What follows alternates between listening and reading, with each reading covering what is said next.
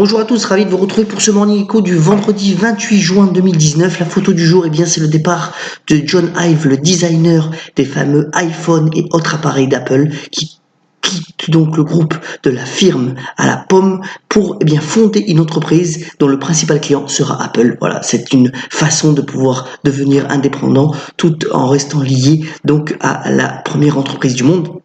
Dans un contexte, vous voyez, où les marchés financiers ont peu évolué hier, malgré, on le reviendra, une forte volatilité sur le Bitcoin, mais on attend toujours, les conclusions du sommet du G20 qui commence donc aujourd'hui à Osaka.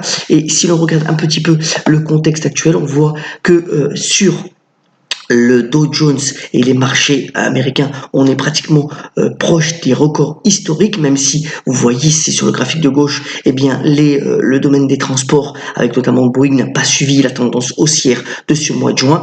Et en revanche, c'est le graphique de droite, une excellente performance des marchés obligataires. Et donc, il y a quelque chose qui ne fonctionne pas bien. On verra qui sera le gagnant pour le second semestre et la deuxième partie de l'année au niveau donc des marchés financiers, car on ne peut pas avoir à la fois des bourses qui montent et aussi des taux qui continuent à baisser aussi fortement. On verra l'issue et aussi les conclusions donc de ce sommet du G20.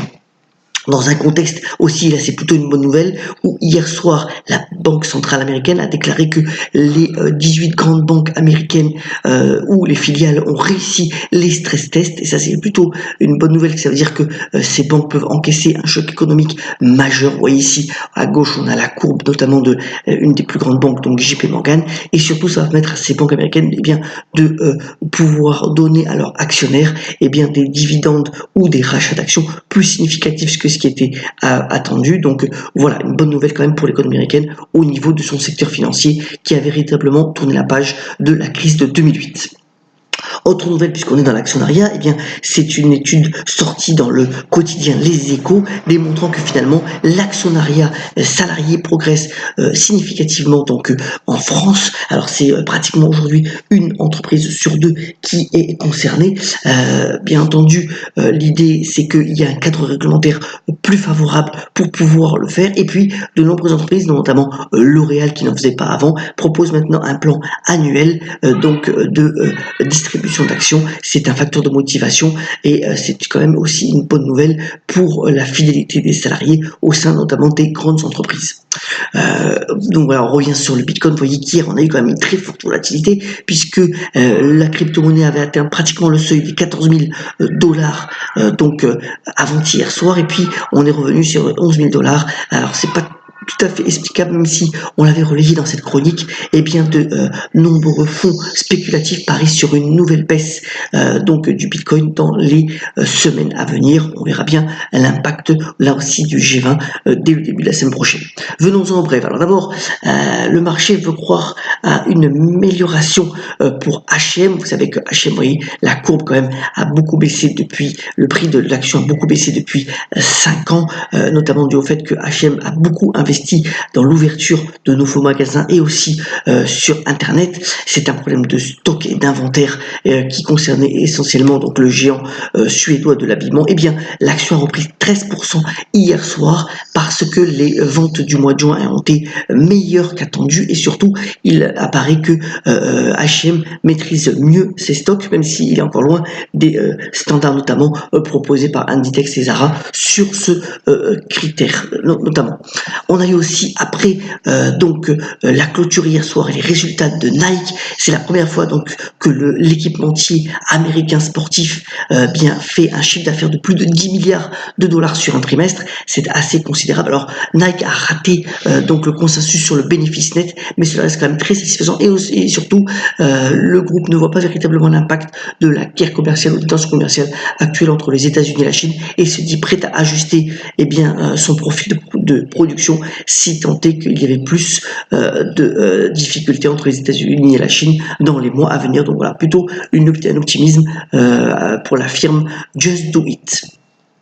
Alors, c'est l'opération importante du jour, puisque Merlin Entertainment, qui donc gère notamment tous les parcs d'attractions Lego, mais aussi donc les musées Madame Tussauds et notamment celui de Londres, pourrait donc se faire racheter par une opération donc de buy-out, notamment donc par un fonds de private equity, mais aussi par la famille donc Lego. Alors l'opération serait de 4,6 milliards de sterling, donc une prime par rapport au dernier cours de l'ordre de 15%, donc pratiquement un peu plus de 5 milliards d'euros pour cette opération-là. Voilà, c'est aussi pour, vous voyez que la courbe démontre que l'action a été plutôt volatile, c'est plutôt donc pour le sortir de la bourse et développer une stratégie plus pérenne à moyen terme.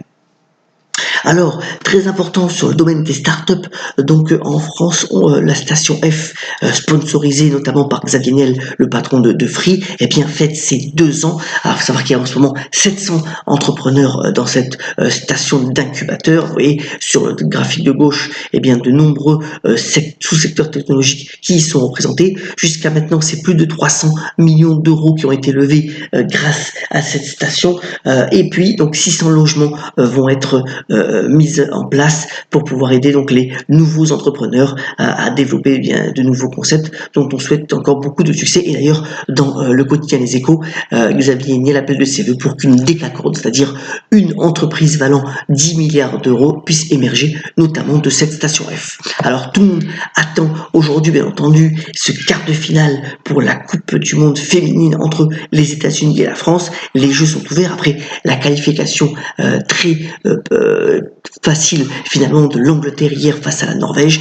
Pour TF1, c'est encore une manne d'audience puisqu'elle devrait battre des records au niveau donc des audiences pour ce match ce soir. Et on souhaite bien entendu bonne chance à l'équipe de France. On termine ce Morning Echo en vous souhaitant un excellent week-end. Toujours l'idée de bien boire et de s'hydrater en ce temps de canicule par une citation du regretté Wolinski qui a notamment dit « L'humour est le plus court chemin d'un homme à un autre ». Bon week-end et à très bientôt sur le Morning Echo.